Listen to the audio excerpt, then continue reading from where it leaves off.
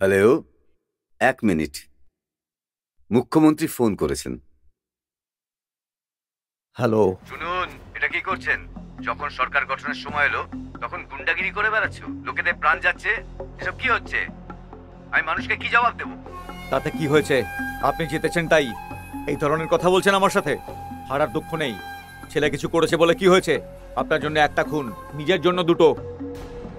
আপনার জন্য করলে রাজনীতি আর নিজের জন্য করলে খুন।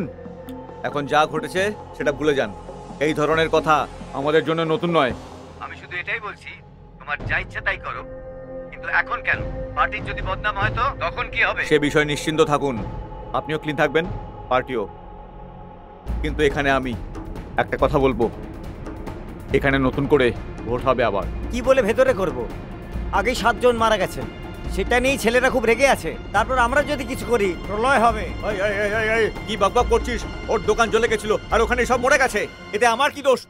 জিতলে তখন বাজি ফাটাবে আর হেরে গেলে বোম মারবে। গিয়ে বলে দিস যে বাজিতে আগুন লেগে গেছিল, সেই জন্যই সবাই মারা গেছে। যা গিয়ে বলে দে।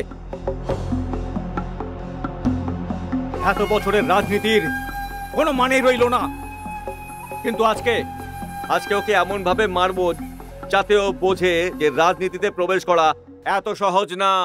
যাও। সাহেব, আমার একটাই ছেলে ছিল, সংসারে ওর টাকাতেই সবকিছু চলতো। এখন আমার যে কি হবে আপনি বলুন আমার। এই কথাটা আগে মনে হওয়া উচিত ছিল। এখন কেঁদে কি হবে? এখানে সই করো। সাহেব, আমি সই করতে পারি না। আমরা কেউই লেখাপড়া শিখিনি, কিন্তু ওরা আমার ছেলেটাকে পুড়িয়ে মেরে দিল।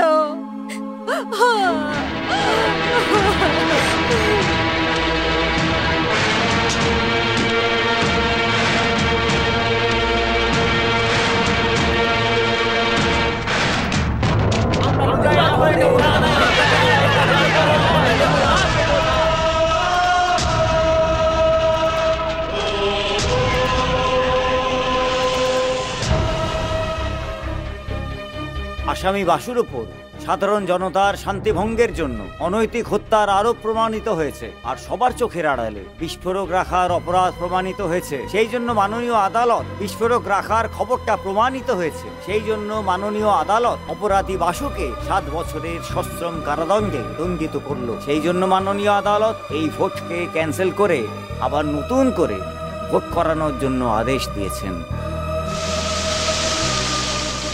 আরে ভাই, ওই ফাইলটা তো আগে নিয়ে এসো। হ্যাঁ, ওখানে রাখো, ওখানে রাখো।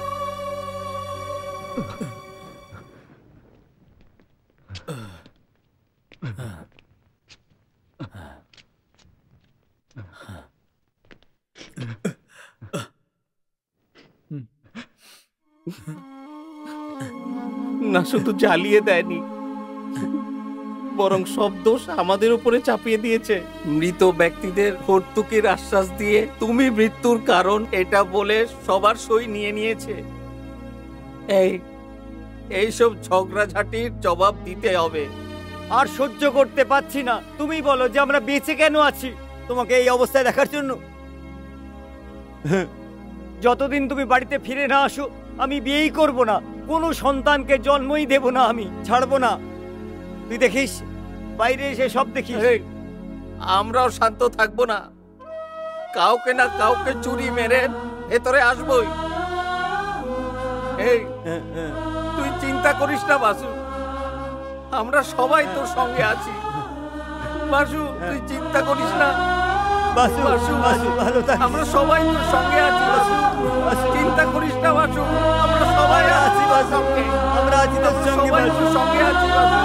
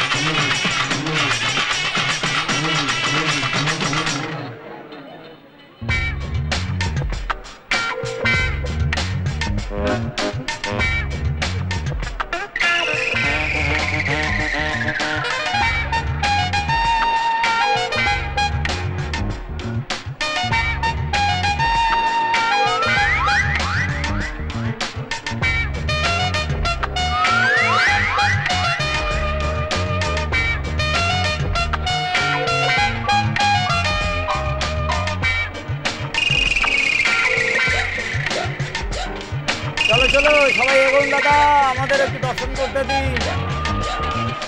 একটু এগিয়ে যান দাদা, একটু দর্শন করতে দিন।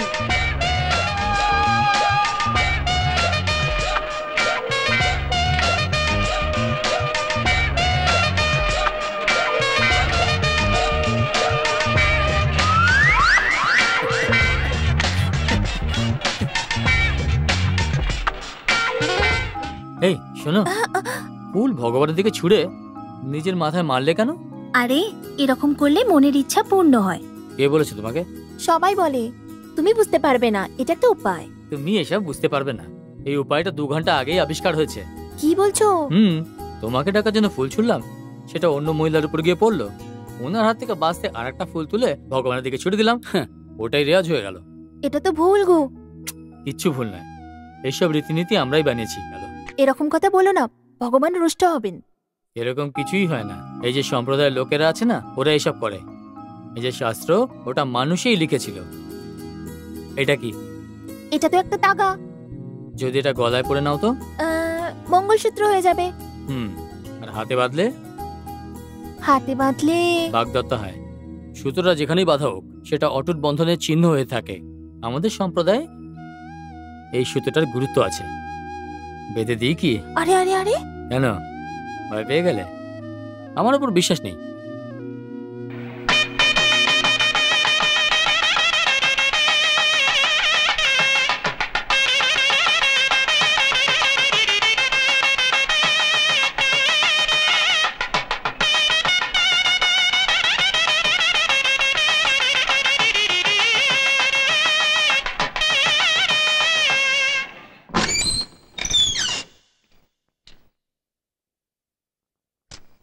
এ কি, অন্ধকারে কেন বসে আছো বাসু?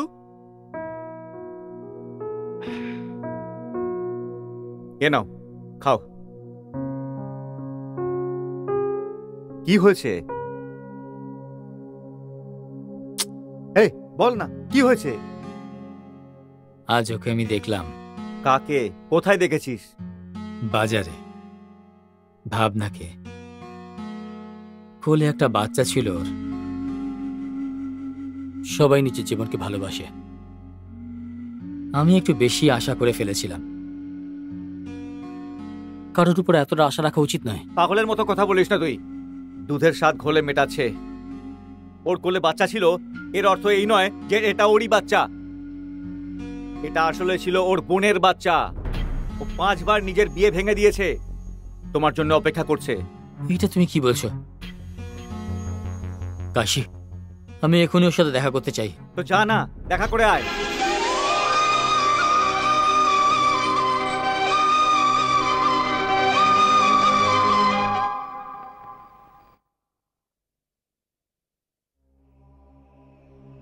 কি হয়েছে? কোন মুখ নিয়ে আমি ওর সামনে যাব? গুলিতে গুলিতে হাতে ছুরি নিয়ে ঘুরছি। প্রতিশোধের আগুনে জ্বলে যাচ্ছি আমি। আমি নিজেও জানি না